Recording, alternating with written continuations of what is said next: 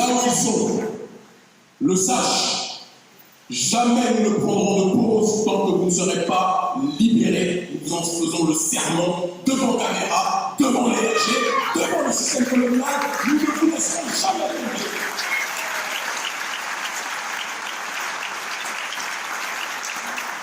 Comme ils l'ont dit, comme les familles l'ont dit, il était prévu que nous venions comme nous faisons tout le temps. Vous savez que je préside une ONG, Urgence panafricaniste, qui a comme spécialité de venir en aide aux populations africaines ou afro-diasporiques qui subissent le processus colonial, quel que soit l'endroit où ces populations sont installées. C'est notre mission de vie, c'est le sacrifice de notre vie.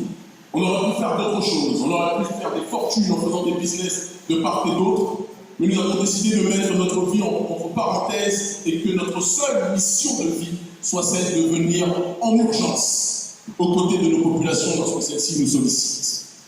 Il y a eu ces familles qui nous ont sollicités, qui nous ont exposé le cas de leurs frères qui étaient injustement incarcérés.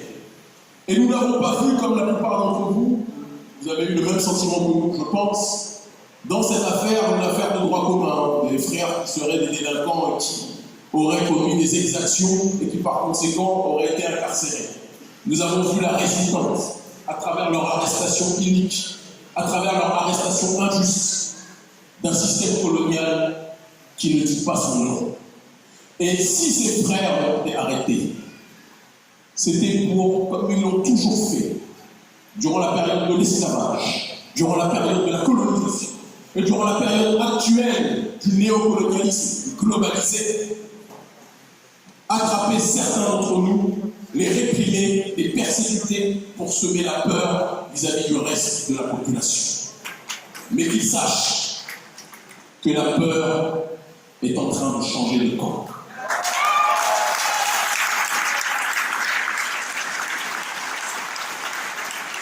Il y a quelques temps de cela, j'allais dire des siècles, mais c'est encore récent, quelques générations précédentes, lorsque vous persécutiez les plus audacieux, les plus courageux, les plus courageuses, vous suscitiez, quand je dis vous, je parle du système colonial, la peur chez tous les autres, que ce soit dans la diaspora ou sur le continent africain.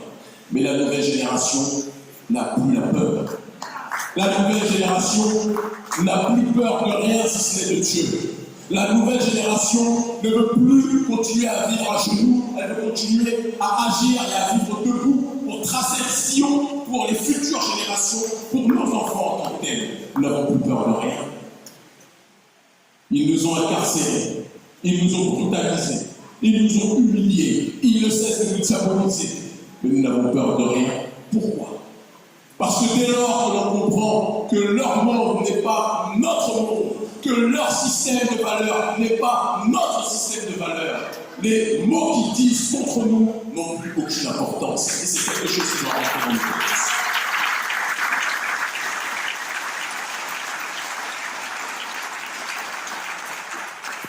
Ces grands frères, je suis obligé de commencer ce meeting par là, parce que c'est la raison pour laquelle nous sommes venus ici, ce soir et cette semaine. Ces grands frères, pour nous, symbolisent, synthétisent la situation coloniale de notre peuple dans les territoires appelés de manière impropre d'outre-mer. Ces derniers, comme la plupart des partis patriotiques que je vous demande, s'il vous plaît, d'applaudir fortement, d'accord, c'est très important. Il faut les applaudir, mais il faut leur rendre l'honneur et le respect aussi.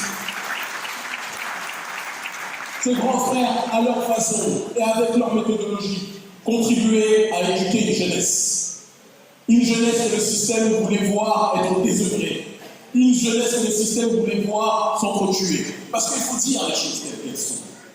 Lorsque nous sommes dans une démarche de prendre les armes qu'ils nous livrent pour nous entretuer, le système est content. Ça fait partie de leur plan. Lorsque nous prenons les drogues qu'ils laissent chez nous passer, que parfois le système organise lui-même en termes de trafic, lorsque nous nous droguons, le système est content parce que ça fait partie de leur plan.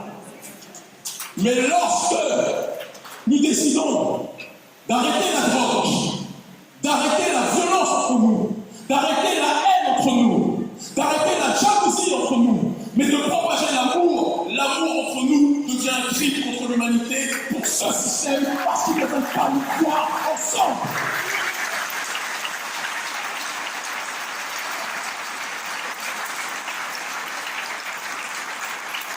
Et c'est pour ça, lorsque nous disons que leur système de valeurs n'est pas le nôtre, c'est une réalité.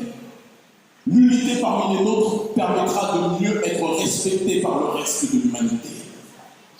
Mais tant que nous serons toujours dans des logiques de tension, de tension, de jalousie, d'opposition, de fractionnement, alors que qu'on le veuille ou pas, nous sommes un seul et même peuple. Et quand je dis nous, je dis volontairement nous, parce que certains nous disent « Kémy, tu es parti voir le peuple guadeloupéen ».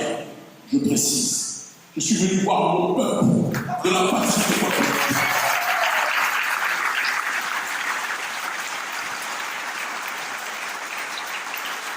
On aura beau se différencier, on aura beau chercher des nuances entre nous, comme un lion lorsqu'il voit un lion qui a une autre teinte dans la jungle.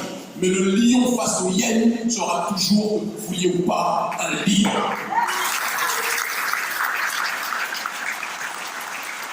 Et donc, dans cette continuité de l'état des lieux, cette répression a été, comme je le dis, la synthèse d'un système qui oppresse, qui étouffe, qui asphyxie notre peuple depuis trop longtemps, que ce soit ici en Guadeloupe, que ce soit en Martinique, que ce soit en Guyane, mais que ce soit aussi dans les pays d'Afrique francophone. Et ce système-là, on l'appelle le système impérial, colonial français en tant que tel. Et il faut qu'on ait le courage de mettre un nom sur ce mal qui nous ronge.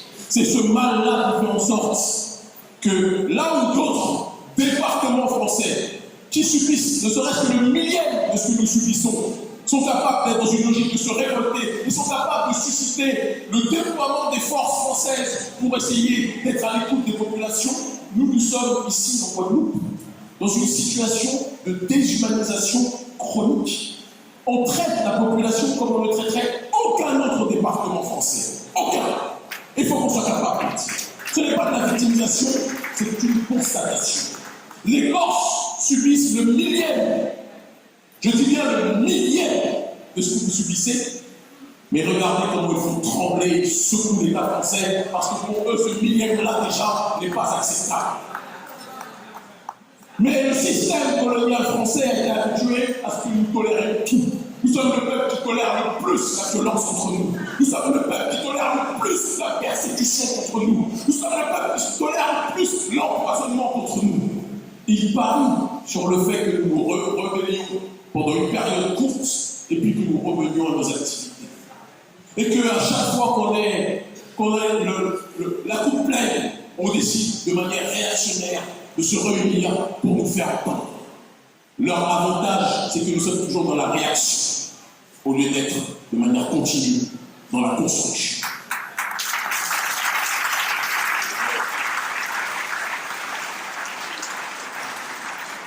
Les événements de 2009, qui sont des événements historiques pour notre peuple aux quatre coins du monde, vous avez été une fierté pour les Noirs, du plus clair au plus foncé, du monde entier. Et il faut le dire, et je l'ai dit et je le dirai constamment. Mais la plus grande victoire du système colonial français, ça a été en essayant de corrompre les uns ou de monter les uns contre les autres, en essayant de créer des tensions entre les uns et les autres, de tout faire pour essouffler la contestation et isoler le leadership résistant qui avait compris les mécanismes de domination du système colonial contre notre population. Il savait qu'en asphyxiant ce mouvement historique, le réveil ou la remobilisation par la suite serait difficile. Mais c'est arrivé l'année dernière. Parce qu'il arrive un moment où même si notre peuple tolère plus que n'importe qui la persécution, il arrive un moment où, comme je le disais il y a quelques minutes, la coupe est pleine. Et les nôtres se sont de nouveau révoltés. Mais les nôtres, et quand je dis les nôtres, ici, ça peut être la même chose ailleurs, ont pris malheureusement une habitude. Et je dis nous parce que je nous inclus dedans. Il n'y a pas de sachants et des gens qui ne savent pas. Nous sommes une seule et même entité, c'est important de le préciser. Je ne suis le professeur ni le messager de personne. Je ne suis qu'une voix parmi les vôtres qui essaie de synthétiser les mots qui nous touchent tous. Le problème principal, c'est que nous nous attaquons ou nous réagissons à certains coups que nous recevons de diverses tentatives. Le chlordécone, une tentative de la pieuvre. La vie chère, une tentative de la pieuvre. L'incarcération injuste et inique des grands frères, un autre coup d'une tentative de la pieuvre. À chaque fois, on se débat contre des tentatives, mais on refuse de s'attaquer principalement et fondamentalement au cœur de la pieuvre.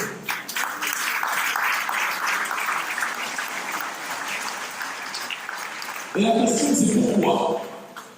Parce que le système colonial a été extraordinairement puissant, extraordinairement malin, au sens péjoratif de malin, vicieux, politiquement parlant pervers, en suscitant la peur auprès des masses sur le mot qui est pourtant le seul mot qui nous permettra d'aller vers une élévation et un certain respect de notre population, le mot décolonisation.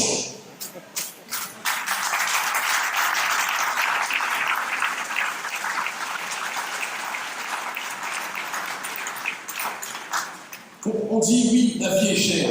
Mais oui, en colonie, la vie a toujours été chère. Sauf pour les ressortissants de la métropole.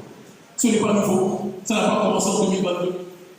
Et le problème, c'est que si on réagit sur la vie chère, sans réagir sur le système qui crée la vie chère, on passera toujours à côté du problème. Certains me disent, oui, mais Kenny, quand tu commences à parler de décolonisation, ça veut dire que tu parles du mot indépendance, et donc on n'est pas prêt pour l'indépendance.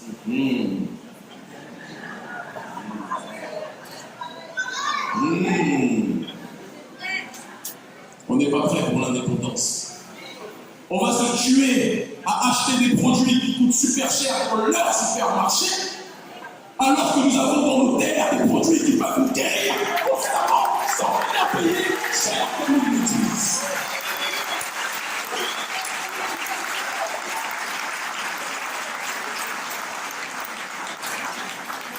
Un papa m'a dit, mon fils, il y a 2 jours, les médicaments sont trop chers ici. Mais on n'a pas nos plantes qui peuvent nous permettre de nous soigner, de nous guérir, sans avoir besoin de payer le 10e, voire le 100e de ce que les laboratoires coloniaux pharmaceutiques font payer à nos populations. Question de fond qu'on va se poser. L'indépendance n'est pas un gros mot. L'indépendance commence avec l'esprit. On ne pourra pas décoloniser les espaces institutionnels si on ne décolonise pas d'abord nos esprits.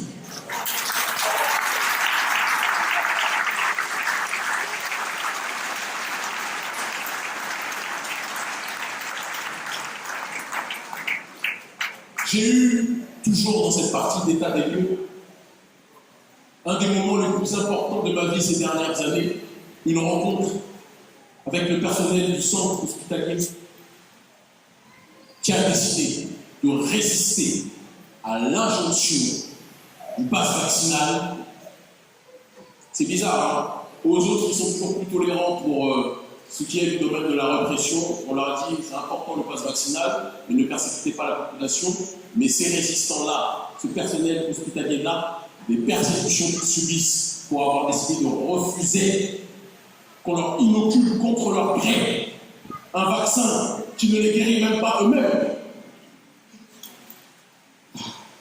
Normalement, un vaccin, c'est pour éviter la maladie.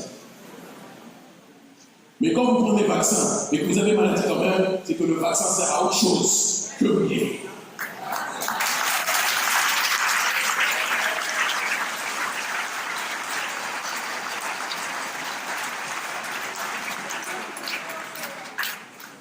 Et s'il y a des solutions proposées alternatives au vaccin, des solutions qui viennent de nos soins traditionnels, de nos plantes, de notre pharmacopée afro-descendante ou africaine, pourquoi le système s'excite autant et fait tout pour asphyxier les porteurs de solutions?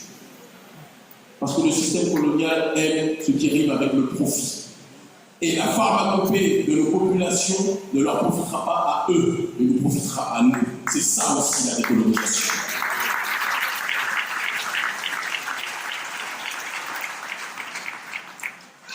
Ce personnel hospitalier m'a fait réfléchir sur la condition, encore une fois, de notre peuple, qui dans même les petits détails de la liberté de disposer de son propre corps, après tout ce qu'ils nous ont fait, après toutes les des expériences que ce système, quand je dis il, ne l'essentialise pas à tous les blancs. Certains blancs sont bons, certains blancs sont mauvais. Certains noirs comme Alassane Draman Ouattara sont très mauvais. D'accord ? Et donc, être bon ou mauvais ne dépend pas d'une couleur de peau. Le diable se cache dans tous les habits, vous le savez pertinemment. Même si, n'applaudissez pas trop vite, même si certains ont fait plus preuve dans l'histoire de l'humanité de barbarie que d'autres, il faut aussi être capable de le dire.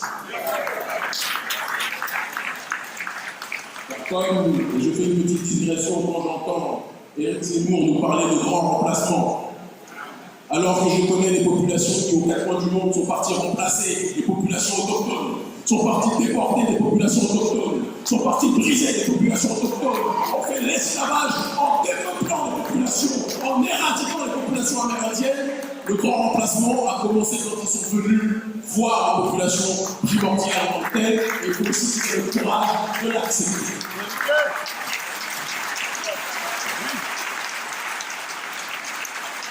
Et d'ailleurs, petite digression, parce que vous savez que j'aime le remplissement de la loi, Zemmour qui nous parle de grand remplacement alors qu'il est lui-même kabyle et pas breton, ça me fait doucement sourire. Berbère, excusez-moi. Berbère. Revenons donc à nos boutons. On ne peut pas parler de la résolution des conflits, de la résolution de crises, sans mettre un bon diagnostic sur le mal qui nous tue, comme le sait pertinemment ma sœur qui est au premier rang, médecin extraordinaire. S'il te plaît, viens ma sœur, j'aimerais que... Lève-toi, s'il te plaît. Lève-toi.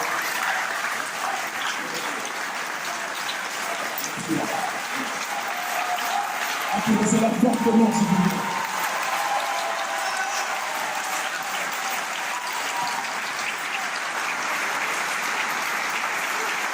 Un médecin extraordinaire. Un médecin dévoué. Un médecin qui a compris les divers mots MAX de notre société. Une femme. Parce que notre peuple ne sait mieux que quiconque. Tout part de nos femmes, tout part de nos sœurs. Ça ne veut pas dire que toutes les sœurs sont gentilles, hein, attention. Parce que certains sont dans des discours démagogues, non.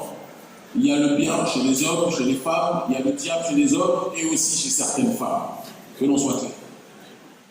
Mais nos sœurs, socialement, sociologiquement et historiquement, ont toujours eu un rôle prépondérant dans la dynamique de la résistance. Nous devons être capables aussi de le rappeler. Applaudissons fortement nos sœurs qui se battent.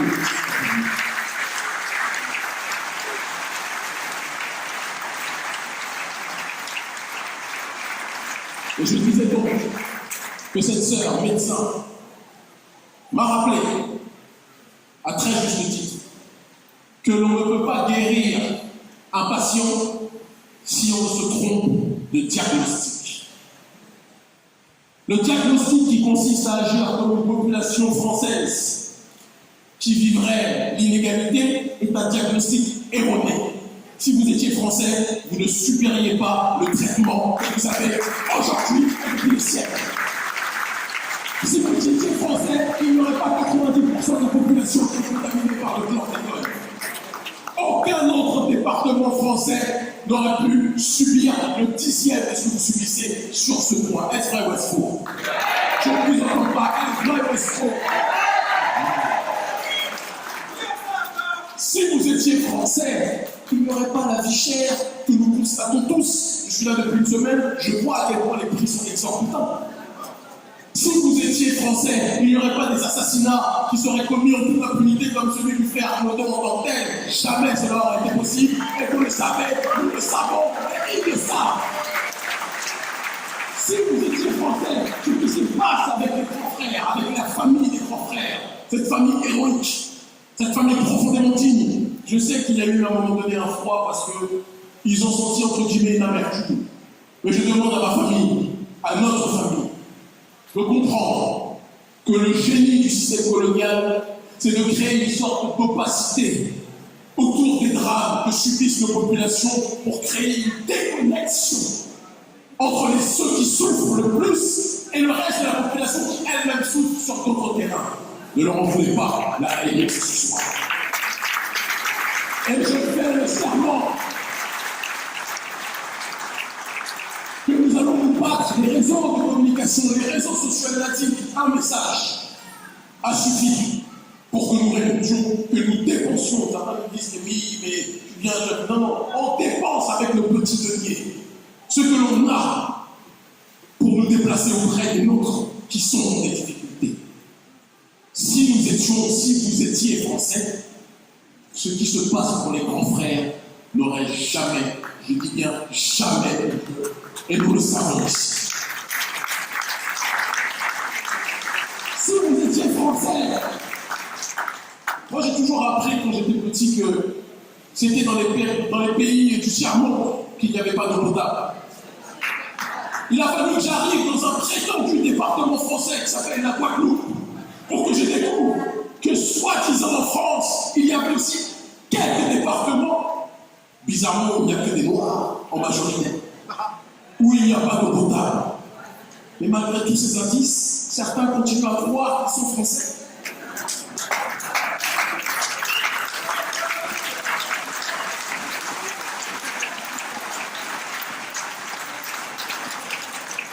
Comme je l'ai dit, si vous avez un cancer, mais que vous voulez persister à croire que vous n'avez qu'une grippe, le Doliprane ne soigne pas le cancer. L'Aerius ne soigne pas le cancer. Le Dafalgan ne soigne pas le cancer.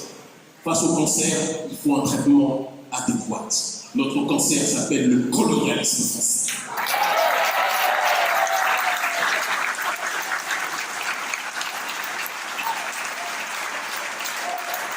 Notre cancer s'appelle, ici en Guadeloupe, en Martinique, en Guyane et partout en Afrique francophone, le colonialisme français.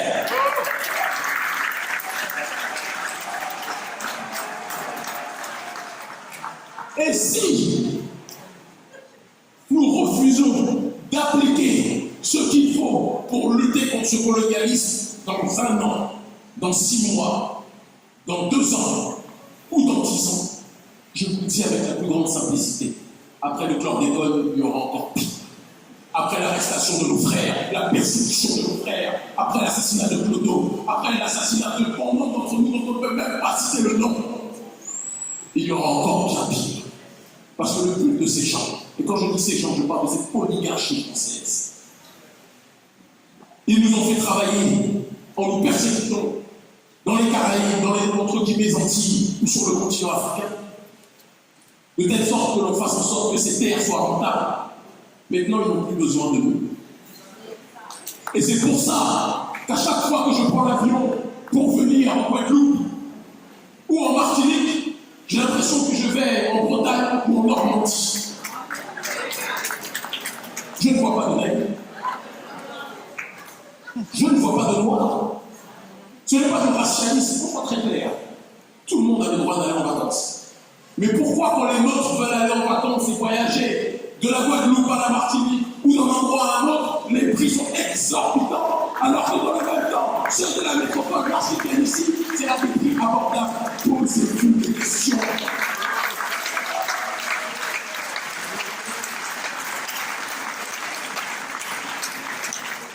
Avec tous ces états des lieux, certains veulent toujours croire qu'ils sont français.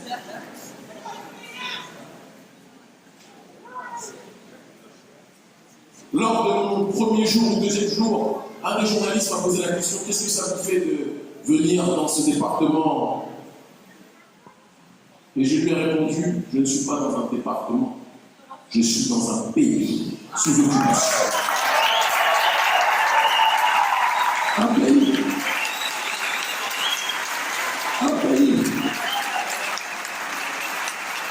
pays composé en majorité de seigneurs, hommes et femmes africains, persécutés, mais toujours debout.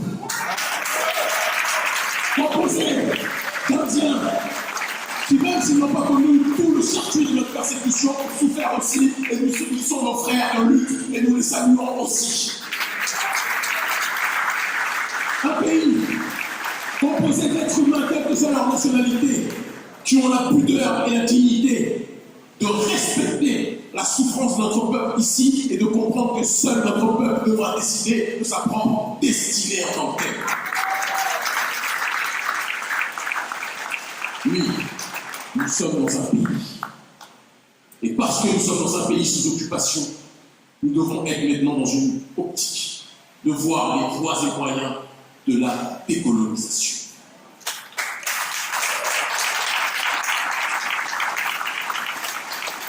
J'entends chaque jour Macron pleurer. On va faire un peu de géopolitique. Pardonnez-moi, c'est ma discipline.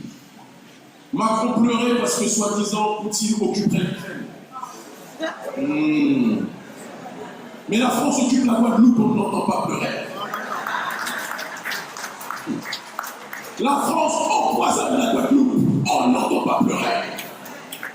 La France empoisonne les bébés jusqu'aux plus âgés avec le chlordécone, on n'entend pas Macron pleurer, parce que Macron vous dit de manière subtile, je suis le président des Français, mais vous n'êtes pas français. Il vous le dit de manière subtile. Un Ukrainien a plus de valeur que les Guadeloupéens.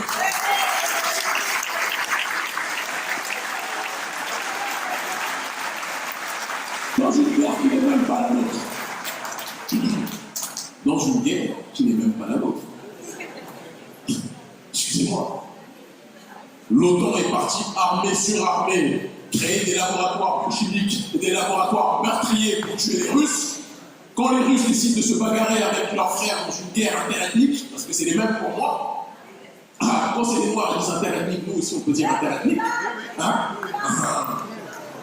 dans une guerre interethnique, maintenant on nous demande à nous tous d'avoir les larmes sur comment pour pleurer pour les Ukrainiens. Moi je n'ai pas le temps de pleurer.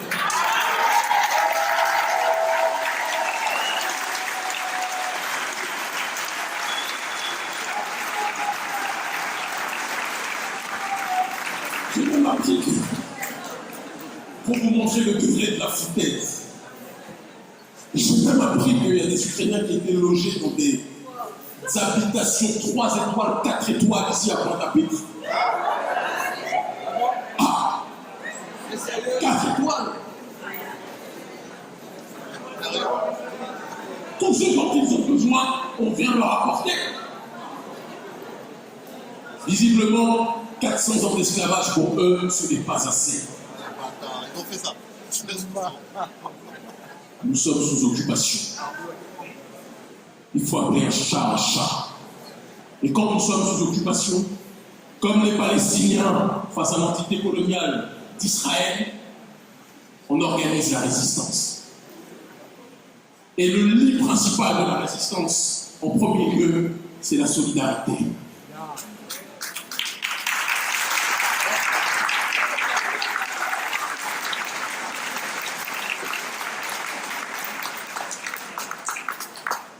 Et je vais dire, ce que je vais dire, je veux que, parce que tout le monde le sait, je vous aime, vous le savez vous tous, je vous aime en crever, et je pèse mes mots.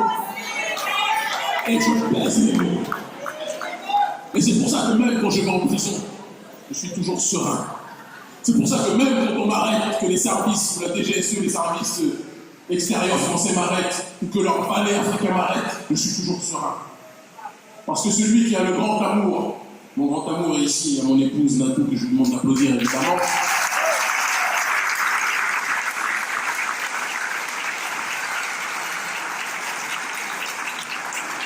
Mais mon autre grand amour ne m'en voudrait pas et elle ne m'en voudra pas, qui peut-être même passe avant elle.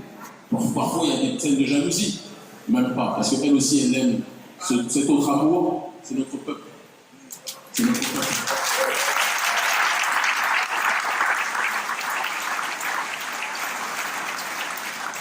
C'est notre peuple qui fait que 2 à 3 semaines par mois, nous sommes en déplacement avec l'ONG, au péril de nos vies, pour être aux côtés des populations qui subissent ce processus colonial. Et donc ce que je vais dire là, je vais vous le dire avec amour. Je ne veux pas que vous le preniez mal. Parce que nous sommes dans une réunion de Nègre-Marron où c'est de l'amour, où c'est l'émotion qui est partagée. Il y a des mouvements qui mènent ce travail anticolonial depuis des années en Guadeloupe. Des mouvements, j'en connais. Il y a Marie Guadeloupe, il y a l'aîné qui est juste derrière lui, derrière elle, et plein d'autres qui mènent ce travail à la sueur de leur front, mais qui sont malheureusement peu souvent écoutés par la jeunesse ici, guadeloupéenne. Ça doit cesser. On ne pourra pas mener un combat contre le colonialisme si on ne respecte pas ceux qui nous ont ouvert la voie, si on ne respecte pas nos aînés.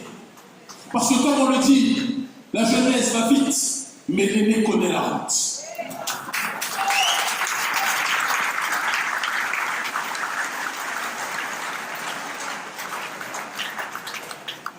J'ai entendu toutes sortes de choses, et j'entends qu'il faut aussi que tout le monde fasse son autocritique, y compris les mouvements patriotiques, pour renouveler leur méthodologie de communication, certes, mais je vous le dis, ces aînés, ces mouvements sont des mouvements piliers. Et il ne faut pas juste quand il y a une crise et quand on n'en peut plus et qu'on décide de sortir dans la rue, se réunir avec ces derniers. Le combat doit être continu.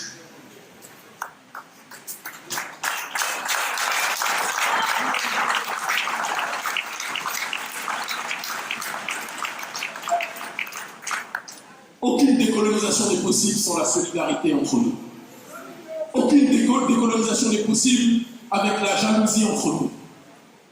Aucune décolonisation n'est possible avec les calomnies entre nous. La calomnie est universelle, mais notre peuple est à la calomnie ce que le Real Madrid est à la Ligue des Champions. On aime trop se calomnier entre nous. On aime trop se calomnier entre nous. On aime trop s'accuser parfois entre nous. Il faut qu'on essaye de voir notre plus petit dénominateur commun. On n'est pas obligé de tous s'aimer. On n'est pas obligé d'être d'accord sur tout. Est-ce que vous connaissez quelqu'un qui est d'accord sur tout avec quelqu'un d'autre? Ça n'existe pas, même dans un couple. On a toujours des nuances. Vrai ou faux? Ah, il y en a qui disent vrai. Tellement ils savent que dans leur couple, il y a des désaccords. Calmons les vrais, comme ça. Même dans un couple, il y a des désaccords. Même dans une organisation siamoise. Urgence panafricaniste, c'est une organisation qui a remis sur le terrain, au devant de la scène en Afrique francophone et dans la diaspora, au sein de la nouvelle génération, la question du franc CFA, la question du néocolonialisme, comme très peu de structures ont été capables de le faire à un niveau international. Mais même entre nous, on a des débats incessants.